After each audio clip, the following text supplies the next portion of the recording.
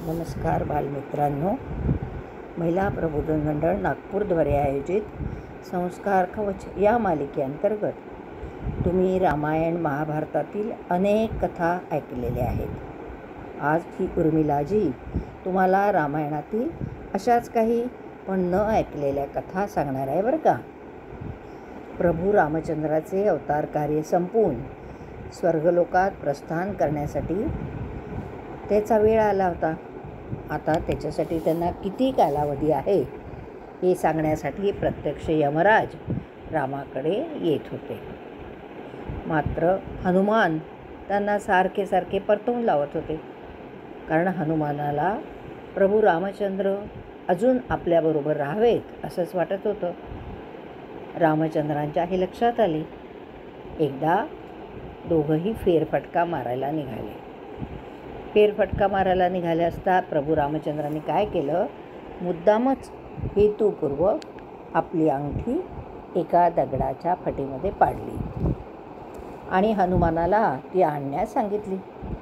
हनुमान तर भक्तच होता, रामाचा आज्ञाधारी भक्त. त्यानं काय केलं, सूक्ष्म रूप धारण केलं आणि ती अंगठी काढण्याचा खूप प्रयत्न केला. मात्र तो जसा जसा पुढे जायचा तसा तशी ती अंगठी अधिकच खोल जाऊ लागली. अखेर ती पाताळ लोकामध्ये जाऊन पोचली. पाताळ लोकात गेल्यावर तिथे नागराज होते. त्यांनी ती अंगठी बघितली. त्यानं नागराजाला विचारलं की आमची अंगठी, प्रभू रामचंद्राची अंगठी इथे पडली आहे, ती मला मिळेल का? नागराजानं त्यांना एका कक्षात नेलं. त्या कक्षामध्ये हजारो अंगठ्या तिथे होत्या. नागराज म्हणाले, हे बघ, यातल्या तुझी प्रभू रामचंद्राची जी अंगठी असेल ती तू घेऊन जा. आता हनुमान आपली अंगठी शोधू लागला. शोधता शोधता बराच काळ निघून गेला. त्यानंतर त्याने ती अंगठी शोधली आणि तो पाताळातून परत वर आला. हे सर्व करत असताना अनेक दिवस, अनेक वर्ष निघून गेले. किती वर्ष, किती दिवस निघून गेले हे त्यांना कळलंच नाही. आणि इकडे मात्र अयोध्येमध्ये जेव्हा तो आला ना, तेव्हा त्यांनी पाहिलं रामचंद्रांचं अवतार कार्य संपून बराच काळ उलटून गेला होता. हे पाहिल्यावर हनुमंताला अतिशय दुःख झालं. पण काय करणार, हीच परमेश्वराची इच्छा होती, हो की नाही? तर आणखीन एक कथा तुम्हाला मी सांगणार आहे बरं का. प्रभू रामचंद्रांनी अतिशय असे कुशल राज्य केले. त्यालाच रामराज्य असंही म्हटलं जातं. त्यानंतर त्यांचे पुत्र लव कुश यांनीही रामराज्य सांभाळलं आणि कुशलतेने ते पूर्ण केलं. एकदा कालदेव प्रभू रामचंद्रांना भेटायला आले.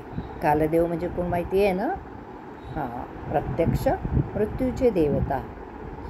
त्यांनी प्रभू रामचंद्राला एकांतात भेटण्याची इच्छा व्यक्त केली. प्रभू रामचंद्रांनी लक्ष्मणाला सांगितलं की तू माझ्या कक्षाच्या बाहेर पहारा देण्यासाठी थांब, आणि कोणी जर आत आलं आणि या एकांताचा जर भंग केला तर त्याला तू मृत्यूदंडाची शिक्षा दे. असं सांगितल्यावर लक्ष्मण आज्ञाधारक बंधू त्यानं बाहेर पहारा देण्याचं काम सुरू केलं. त्याचवेळी दुर्वास ऋषी तिथं आले आणि प्रभू रामचंद्रांना भेटण्याची इच्छा त्याने व्यक्त केली. परंतु रामचंद्राच्या आज्ञेप्रमाणे जो आत जाईल त्याला मृत्यूदंडाची शिक्षा द्यावी असं रामाने सांगितलं होतं. त्यामुळे त्यांनी दुर्वास ऋषींना आधी खूप प्रतिरोध केला, परंतु त्यांचा नाईलाज झाला. ऋषी काही ऐकेनात. तेव्हा लक्ष्मणानं काय केलं की स्वतःच दुर्वास ऋषींच्या आधी त्या कक्षात प्रवेश केला. हे पाहून कालदेव अतिशय क्रोधित झाले आणि त्यांनी लक्ष्मणाला मृत्यूदंड देण्याची आज्ञा दिली. त्याप्रमाणे प्रभू रामचंद्रांनी त्यांची आज्ञा शिरसावंद मानली आणि लक्ष्मणाला आपला देह त्याग करायची आज्ञा दिली. मग लक्ष्मणाने काय केलं, शरयू नदीमध्ये खोलवर जाऊन आपला अवतार संपवून तात्काळ शेषनागाच्या रूपात ते प्रगट झाले. आणि त्यानंतर श्रीरामचंद्रांनी सुद्धा आपल्या अवताराचा त्याग केला आणि शरयू नदीमध्ये प्रवेश करून श्री विष्णूचा अवतार धारण केला आणि ते शेषनागावर विराजमान झाले. मुलांनो, ह्या कथा तुम्ही कधी ऐकल्या होत्या का? अशीच एक कथा आहे बरं का. आपल्याला माहिती आहे की कैकेयीच्या सांगण्यावरून प्रभू रामचंद्रांना 14 वर्ष वनवासामध्ये पाठवलं गेलं. म्हणूनच आपण कैकेयीला अतिशय दुष्ट स्त्री म्हणून समाजामध्ये, जगामध्ये नावं ठेवली जातात. परंतु ही तुम्हाला माहिती आहे का, ज्योतिष गणनेनुसार राजा दशरथाच्या मृत्यूनंतर 14 वर्ष कोणी राजपुत्र गादीवर बसला तर रघुवंशाचा नाश अटळ होईल असं भाकीत वर्तवलेलं होतं.